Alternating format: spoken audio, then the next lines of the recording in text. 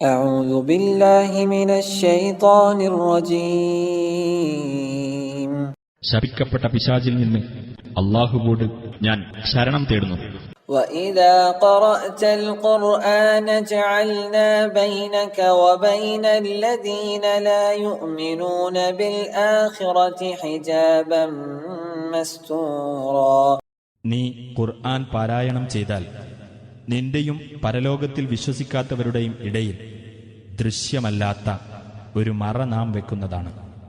وجعلنا على قلوبهم أكنة أن يفقهوه وفي آذانهم وقرا وإذا ذكرت ربك في القرآن وحده ولوا على أدبارهم نفورا.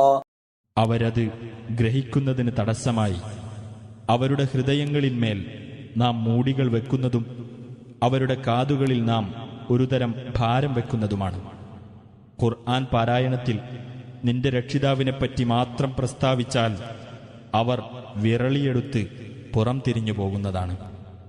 نحن أعلم بما يستمعون به إذ يستمعون إليك وإذ هم نجوى إذ يقول الظالمون إن تتبعون إلا رجلا مسحورا. നീ പറയുന്നത് അവർ ശ്രദ്ധിച്ചു കേൾക്കുന്ന സമയത്ത് എന്തൊരു കാര്യമാണ് അവർ ശ്രദ്ധിച്ചു കേട്ടുകൊണ്ടിരിക്കുന്നത് എന്ന് നമുക്ക് നല്ലവണ്ണം അറിയാം.